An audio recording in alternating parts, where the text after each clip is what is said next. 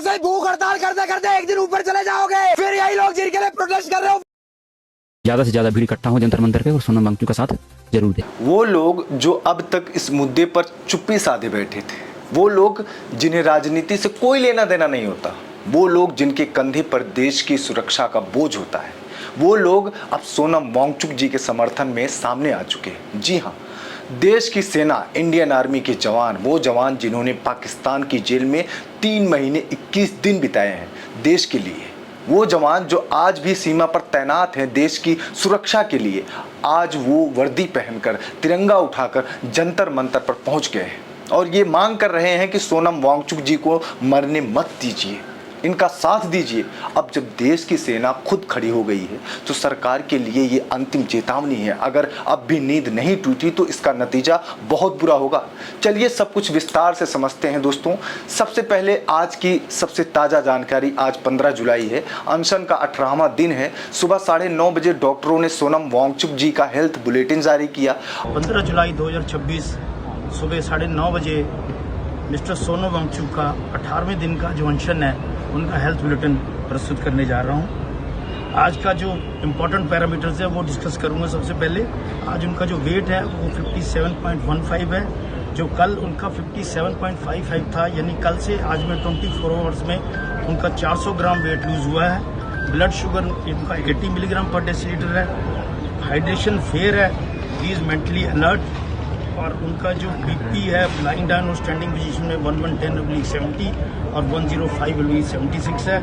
Saturation उनका 97%। Thank you very much. Doctor साफ कह रहे हैं कि हर घंटे नाजुक है और अगर 3-4 दिन और ऐसा ही चलता रहा तो कुछ भी हो सकता है। अब समझिए सोनम जी की खुद की हालत क्या है। वो चल नहीं पा रहे हैं, बैठ नहीं पा रहे हैं, बोलने में भी तकलीफ हो रही है, आवाज़ धीमी पड़ चुकी है, गद्दे पर लेटे हुए 2 लोगों की मदद के बिना करवट भी नहीं ले पा रहे हैं। ये वो इंसान है जो कुछ महीने पहले तक लद्दाख की बर्फीली पहाड़ियों में चढ़ाई कर लेता था, -50 डिग्री तापमान में काम करता था, आइस स्तूप बनाता था। आज वही इंसान एक साधारण गद्दे पर लाचार पड़ा है, बस पानी के सहारे जिंदा है। और सरकार जैसे किसी और ग्रह पर छुट्टियां मना रही है। इस बीच जंतर मंतर से एक ऐसा वीडियो सामने आया जिसने पूरे देश को हिलाकर रख दिया है। वीडियो में सीजेपी के फाउंडर अभिजीत दीपके नजर आ रहे हैं। वो अभिजीत दीपके जो पिछले कई हफ्तों से पूरी हिम्मत के साथ इस आंदोलन का नेतृत्व कर रहे हैं, जो लोगों को जोड़ रहे हैं, जो सरकार से लगातार सवाल पूछ रहे हैं, वो अमेरिका छोड़कर भारत आए हैं इसी लड़ाई के लिए। आज उनका चेहरा उतरा हुआ था, आंखें भरी हुई थी, आवाज में वो पहले वाला जोश नहीं था। इंसान कितना भी ताकतवर क्यों ना हो, अपने साथी को इस हालत में देखकर टूट ही जाता है। ये वीडियो देखकर पूरे देश की आंखें नम हो गई, लेकिन सरकार की आंखों पर तो जैसे मोटा पर्दा पड़ गया है, कुछ दिखाई ही नहीं देता। आते हैं उस बड़ी खबर पर जो हमने वीडियो के शुरू में बताई थी। देश के फौजी अब मैदान में उतर आए हैं। एक पूर्व सैनिक चंदू चौहान जी वहां पहुंचे, जिन्होंने 3 महीने 21 दिन पाकिस्तान की जेल में बिताए हैं। आप किसी चीज को मानते ही नहीं, आप हमें एंटी नेशन घोषित करने लगे, इसलिए मैं आपके सामने इस ड्रेस में आया हूं। इसको पहनने पे हमारे ऊपर एफआईआर कर देते हैं मोदी जी। लेकिन मोदी जी ऑपरेशन सिंदूर, हम लोगों के कंधों पे ऑपरेशन सिंदूर जो होता है, जो हम लोग पाकिस्तान को आंखें दिखा करके उसको धूल चटाते हैं, उसके बाद खुद वर्दी पहन करके, जिसने कभी एक भी दिन सेना को नहीं दिया, लेकिन खुद वर्दी पहन करके पूरे भारत में वोट मांगते हैं। ये सच्चाई है। और आपको ये बता रहा हूं, ये जो सामने चंदू चौहान जी खड़े हैं, ये 3 महीना 21 दिन पाकिस्तान की जेल में अपने देश के लिए इन्होंने दिया था। लेकिन आज ये आपके सामने हाथ में कटोरा लेकर के खड़े हैं। क्यों? आपको पता होगा अभी हाल ही में संसद में जो हमारे रक्षा मंत्री राजनाथ सिंह जी, उन्होंने बयान दिया था कि ऑपरेशन सिंदूर में हमारा एक भी जवान शहीद नहीं हुआ है। अगर आपको ये उत्तर पूछना है तो ये पूछिए, तो मैं बता रहा हूं कि हमारा जवान एक भी शहीद नहीं हुआ है। हम जवानों की खून पे लोग होली खेलते हैं, अपने वोट की राजनीति करते हैं। तो ये कैसे, कितने झूठे लोग हैं, इस चीज से आपको पता चल जाएगा। वही इनके साथ हुआ था। इनकी कुर्बानी को भी उस दिन छिपाया गया था, जो जिस उड़ी के नाम पे अभी आज भी हमारे देश का प्रधानमंत्री वोट मांगते हैं।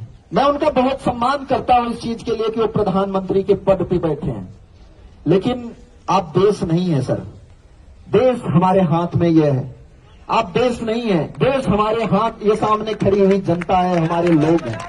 तो मैं आप लोगों से एक अपील करना चाहता हूं, जिस तरीके से सुभाष चंद्र बोस जी ने एक नारा दिया था, तुम मुझे खून दो मैं तुम्हें आजादी दूंगा, तो मैं आज आप लोगों से ये चीज नहीं कह रहा हूं आप लोग मुझे खून दीजिए, लेकिन उसी तर्ज पे मैं चल करके एक आजाद हिंद फौज जो उन्होंने गठित किया था, उसी इतिहास को पुनरावृत्त करते हुए मैं भी आप लोगों से अपील करता हूं कि तुम लोग हमारा साथ दो, हम लोग तुम्हें आजादी देंगे। किस चीज से आजादी देंगे? इस पेपर लीक से आजादी देंगे, इस भ्रष्टाचार से आजादी देंगे।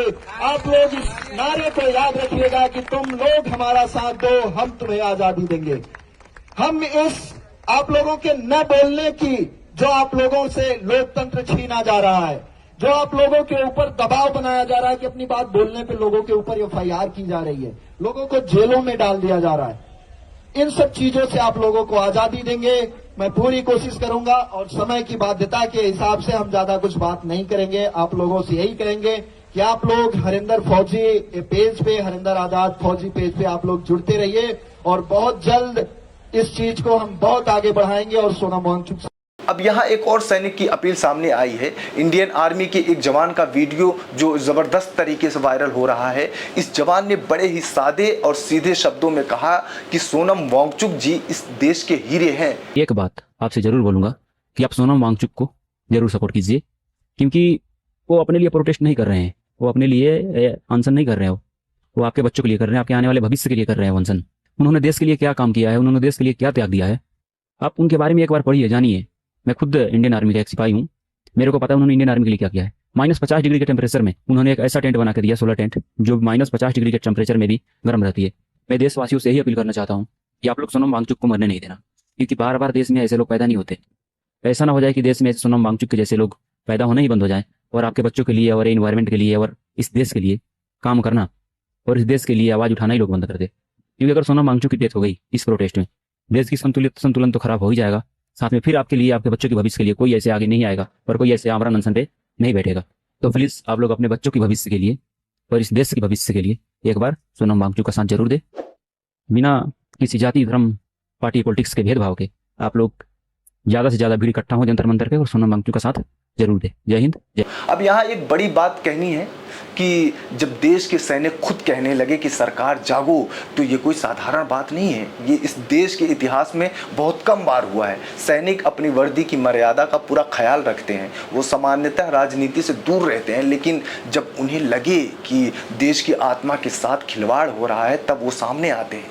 ये बयान इसी बात का प्रमाण है दोस्तों। इस पूरे मामले में एक और बात है जो बहुत ज़्यादा वायरल हो रही है, एक युवा इन्फ्लुएंसर का दर्द भरा वीडियो। इस लड़के ने अपने वीडियो में अपना गुस्सा और अपना दर्द दोनों साथ में उतार दिया। सोनम वांगचुक से बड़ा बेवकूफ आदमी नहीं देखा मैंने। इन्हें लगता है ये भूख हड़ताल करेंगे सरकार कदमों में गिर जाएगी, एजुकेशन सिस्टम सुधर जाएगा, देश बदल जाएगा। ऐसे ही भूख हड़ताल करते करते एक दिन ऊपर चले जाओगे, फिर यही लोग जिनके लिए प्रोटेस्ट कर रहे हो वो लोग स्टोरियां लगाएंगे, जाने तुझे देंगे नहीं, legend never die, we miss you. बस खेल खत्म, इससे ज्यादा कुछ नहीं मिलेगा। 17 दिन से भूखा है इंसान, चलने फिरने की ताकत नहीं है, फिर भी लगा हुआ है प्रोटेस्ट करने, लगा हुआ है प्रोटेस्ट करने। अरे किसके लिए कर रहे हो? जिनके लिए कर रहे हो घर पे बैठ के मौज काट रहे हैं। ये लोग डिजर्व ही नहीं करते इनके लिए कोई प्रोटेस्ट करे। एक तरफ समोसे बट रहे हैं, सारे खा पी रहे हैं, और वही ये 60 साल का इंसान खाली पेट आंदोलन कर रहा है। 12 घंटा फर्क नहीं पड़ता कौन सी पार्टी से है ये, पर अभी ये इंसान हमारे लिए खड़ा है, हमारे देश के एजुकेशन सिस्टम के लिए खड़ा है। बाहर में जाए पार्टी, इस इंसान के लिए खड़ा। ये गुस्सा वो गुस्सा है जो हर आम भारतीय के अंदर उठ रहा है। दोस्तों, लोग परेशान हैं, लोग गुस्से में हैं, लोग चाहते हैं कि सरकार अपनी अकड़ छोड़े और बात करे। दोस्तों, इस पूरे मामले में सोनम वांगचुक जी ने कल एक बड़ा बयान दिया। उन्होंने साफ कह दिया कि सीजेपी के इस आंदोलन का कोई राजनीतिक एजेंडा नहीं है, कोई राजनीतिक रंग नहीं है, ये किसी पार्टी के खिलाफ नहीं है, ये देश के भविष्य के लिए है। उन्होंने प्रधानमंत्री जी से अपील की है कि वो संवेदनशीलता दिखाएं। ये शब्द बहुत खास है, संवेदनशीलता। ये वो शब्द है जो एक जननायक में होना चाहिए, ये वो गुण है जो एक लोकतांत्रिक नेता की सबसे बड़ी पहचान होती है। अब बड़ा सवाल ये है कि प्रधानमंत्री जी संवेदनशील कब होंगे? क्या उनके पास इतना भी समय नहीं कि जंतर मंतर पहुंचकर एक बार सोनम जी से हाथ मिला लें, बात कर लें? क्या इतना भी नहीं हो सकता क्या वो एक ट्वीट भी नहीं कर सकते कि हम आपकी बात सुनेंगे, कृपया अनशन तोड़ दीजिए? ये लोकतंत्र का साधारण शिष्टाचार है। दुनिया के हर लोकतांत्रिक देश में यही होता है। जब कोई बड़ी हस्ती आंदोलन करती है तो सरकार खुद आगे बढ़कर बात करती है, बातचीत की मेज पर बुलाती है, कुछ शर्तें रखती है, कुछ शर्तें मानती है, बीच का रास्ता निकलता है। यही तो लोकतंत्र है भाई। ये कोई राजतंत्र नहीं है कि राजा साहब अपनी कुर्सी पर बैठे रहें और प्रजा तड़पती रहे। ये 21वीं सदी है, 2026 चल रहा है। दुनिया चांद पर बस्तियां बसा रही है और हमारी सरकार एक इस्तीफे पर जिद पकड़े बैठी है। दोस्तों, आपको अन्ना आंदोलन याद है ना? जब अन्ना जी अनशन पर बैठे थे तो तत्कालीन सरकार ने चौथे दिन बात शुरू कर दी थी। चौथे दिन, यहाँ 18वां दिन हो गया है। कोई खबर लेने वाला नहीं है, कोई अधिकारी नहीं आया, कोई मंत्री नहीं आया, कोई प्रधानमंत्री कार्यालय से फोन नहीं आया, कुछ नहीं। ये सन्नाटा बहुत खतरनाक है। ये सन्नाटा उस अहंकार का सन्नाटा है जो सोचता है कि हमारे सामने कोई कुछ नहीं है, हम जो चाहेंगे वो होगा, चाहे कोई मर जाए हमें फर्क नहीं पड़ता। लेकिन दोस्तों, ये सोच बहुत गलत है। इतिहास गवाह है कि जो सरकारें जनता की आवाज़ को अनसुना करती हैं वो सरकारें बहुत बुरी तरह से गिरती हैं, फिर उनका नाम लेने वाला कोई नहीं होता। अब देश के सामने बहुत सारे सवाल हैं। अगर सोनम वांगचुक जी को कुछ हो गया, अगर परमात्मा ना करे कोई अनहोनी हो गई, तो इसकी जिम्मेदारी कौन लेगा? कौन जवाब देगा उन लाखों बच्चों को जो इनको अपना आदर्श मानते हैं? कौन जवाब देगा उन सैनिकों को जिनके लिए इन्होंने वो 16 टेंट बनाए? कौन जवाब देगा दुनिया को जब वो पूछेगी कि आपके अपने सबसे बड़े शिक्षाविद को मरने क्यों दिया? कौन जवाब देगा अगली पीढ़ी को जब वो पूछेगी कि जब आपके सामने ये लड़ाई लड़ी जा रही थी तब आप कहाँ थे?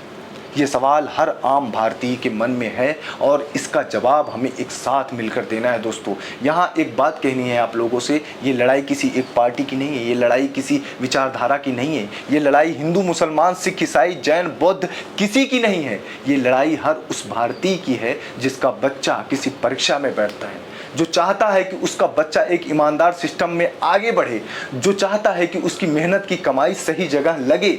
तो पार्टी को भूल जाइए, विचारधारा को भूल जाइए, बस एक इंसान के तौर पर सोचिए। अगर आपके घर का बुजुर्ग 18 दिन से भूखा बैठा होता तो क्या आप चुप बैठते?